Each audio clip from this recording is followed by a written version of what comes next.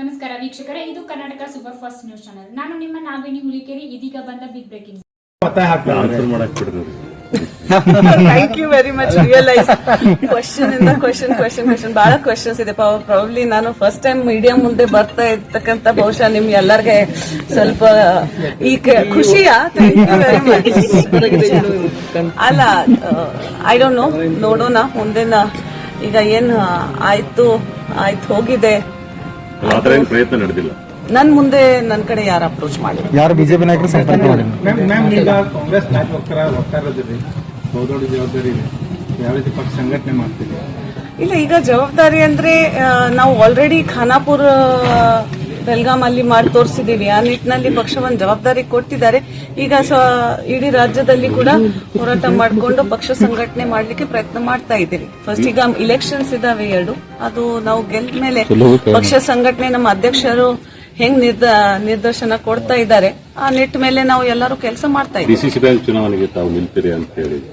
ಇಲ್ಲ, DCC bank ಚುನಾವಣೆಗೆ ಇಚ್ಛುಕರು ನಿಜ ನಾನು ಕೂಡ ಇದ್ದೀನಿ. ನಾವು ಖಾನಾಪುರಿಂದ 3 ಪಕ್ಷ ಸೇರಿ, ಯಾಕೆಂದ್ರೆ ಈ ಕೋಆಪರೇಟಿವ್ ಸೆಕ್ಟರ್ ಅಲ್ಲಿ ಪಕ್ಷ ಏನಿಲ್ಲ, ಇದು ಕೋಆಪರೇಟಿವ್ ಸೆಕ್ಟರ್ ಇರ್ತಕ್ಕಂತ ನಾವು ಬಿಜೆಪಿ, ಕಾಂಗ್ರೆಸ್ ಮತ್ತೆ ಎಂಇಎಸ್ ಒಂದ್ ಅಭಿಪ್ರಾಯ ಇರ್ತಕ್ಕಂತ, ರೈತರ ಅಭಿಪ್ರಾಯ ಇರ್ತಕ್ಕಂತ ಜನ ಸೇರ್ಸಿದೀವಿ. ಪಕ್ಷ ಬಿಟ್ಟು ಪಕ್ಷ ಮೀರಿ ಎಲ್ಲಾ ಸೇರ್ಸಿದೀವಿ.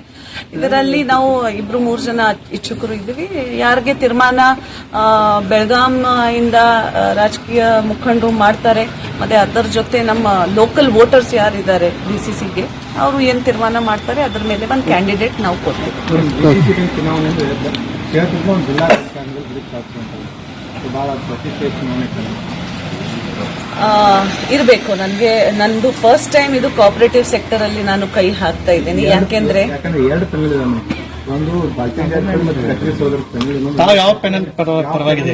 ಯಾವ ಪೆನಲ್ ನಿಮಗೆ ಸಪೋರ್ಟ್ ಮಾಡಿದೆ? ಮತ್ತೆ 2 ಏನಾದ್ರು ಎಲ್ಲಿ ನೋಡಬೇಕು ಅನ್ನೋದು ಏನಾದ್ರು? ನಾನು ನಿಜ ಕತ್ತಿ ಸರ್ ಜೊತೆ ಮಾತಾಗಿದೆ. ನಂದು ಯಾವ ಪ್ಯಾನಲ್ ಅಲ್ಲಿ ಅವರು ಹಾಕ್ತಾರೆ ಅದು ಗೊತ್ತಿಲ್ಲ ನನಗೆ. ನಾನು ಕತ್ತಿ ಸರ್ ಜೊತೆ ಮಾತಾಡಿದ್ದೀನಿ. ಅವರು ಕೆಲಸ ಮಾಡಿ ಅಂತ ಹೇಳಿದ್ದಾರೆ. ಅವರು ಕೂಡ ಮುಂದೆ ತೀರ್ಮಾನ ತಗೊಳ್ತಾರೆ. ಇನ್ನು ಏನ್ ತೀರ್ಮಾನ ಅವರು ಕೂಡ ತಗೊಂಡಿಲ್ಲ. ಪಕ್ಷ ಬಯಸಿದರೆ ಅಂಜಲಿ ನಿಂಬಳಕರ್ ಬೆಳಗಾವಿ ಲೋಕಸಭಾ ಕ್ಷೇತ್ರದಿಂದ ಸ್ಪರ್ಧೆ ಮಾಡ್ತಾರೆ? ಇಲ್ಲ, ನಾನು ಸ್ಪರ್ಧೆ ಮಾಡಿಲ್ಲ. ಅವ್ರು ಪಕ್ಷ ಬಯಸಿದ್ರು ಮಾಡಲ್ಲ.